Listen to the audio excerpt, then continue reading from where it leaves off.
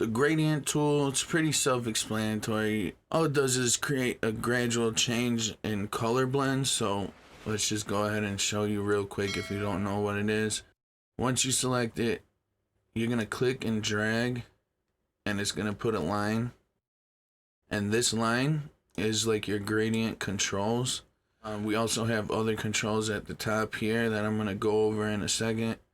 But this is just a quick gradient control. If you double click on one of the ends, the circles on the end, it opens a color picker window and you can change the color. You can come change this other side, however you want to do it. And then this right here, if you drag it, it just controls when the colors separate and how they blend. You can see up here, we're on the linear gradient. If we were to change to a radial gradient, it puts a circle, and you can change this here. You can make it smaller and bigger, move where it's at. You can still change this diamond right here, and you can tune it however you want. You can slide this. You can also double click and change the color.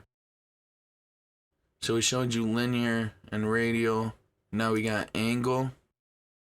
Same thing. You can mess with the controls. When you move the diamond on this one, it changes the angle. You can also change this circle here, make it bigger, smaller. After that, we got reflected gradient. You got the same basic controls, but it's a little bit different. It just reflects it. So you can come out, do something like this, move it around, make it bigger, smaller. And then last but not least, we got the diamond gradient. It just makes it in the shape of a diamond. If you bring this all the way to the right, you can see it's a diamond.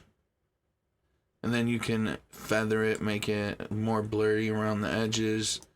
This is the same thing as the radial gradient, where you can control it like this, control it like this, and you control it with the diamond. So those are the 5 types of gradients. When you use this, it's going to make a gradient fill layer. It's an adjustment layer. You can also make it by clicking here and adding gradient. It'll open up the gradient fill dialog box. And in here, you can click this drop down and have some presets that are already saved in Photoshop or any that you've saved before. If you click this, you can add a new gradient, rename it, delete it. You got thumbnail size right here, list size. You can append default gradients or import/export. If you click right here, this is going to add a new gradient preset. Down here, you got the style. You got linear, radial, angle, reflected, and diamond. I just went over those in the gradient controls. You got reverse and dither. If you reverse it, it just flips it. It'll bring the black to this side and the transparent to this side. You see? Then you got a dither box. This just reduces banding. Align with layer. This is usually checked by default.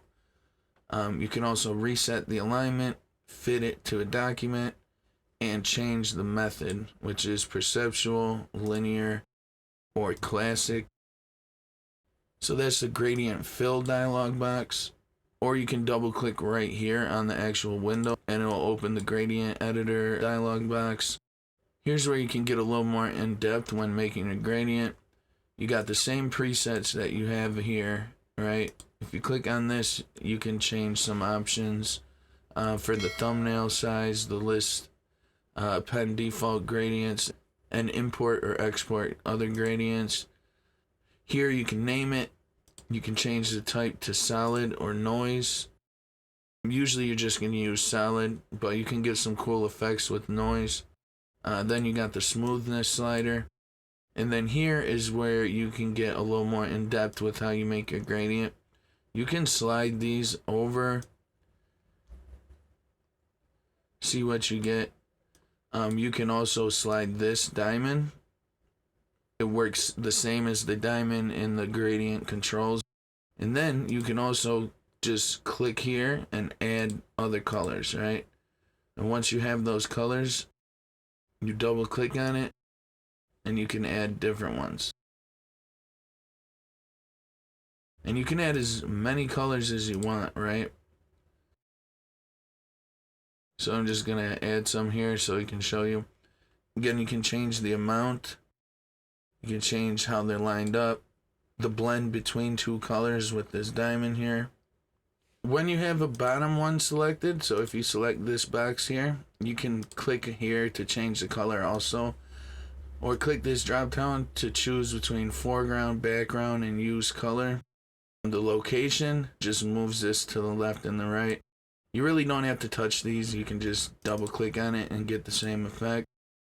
And then when you click on the top, these are the opacity, right? So you can change the opacity of certain colors, make it transparent. These aren't colors. A lot of people get these mixed up with colors. This is not colors. This is opacity, right? So it's not necessarily this color that it's matching up with. It's whatever region that this is at. So if this is right here, it's changing the opacity of this area right here. And if you want to get rid of them, you just click on one and click this trash can here. So that's the gradient editor dialog box. It's the same as all these options up here. You got your method, reverse dither. You got your gradient types or styles right here. This is the drop down with the presets. And then this is if you have any gradient tool presets. This is a little different than actual gradient presets. This is tool presets. It's a little bit different. And if you click it here, you can add new tools, rename it, delete it. You can show all your tool presets. So this is for every different tool. But I usually just keep it on the current tool to have it more organized. You got some list options, reset options, preset manager. You can reset all tool presets, load them, save them, replace them.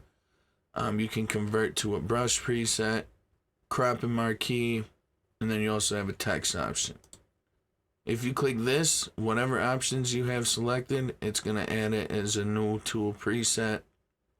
And that's about everything for the gradient controls. You see here in the properties panel, you got a lot of options. This is a gradient adjustment layer. So you got pretty much all the controls here. You got over here. It really doesn't matter if you use these controls or these controls up top, or if you use a dialog box. They all do pretty much the same thing, right? So that's the gradient tool in Photoshop. If you guys have any questions or comments, make sure to put them in the comment section below. Thanks for watching, and I'll catch you in the next one.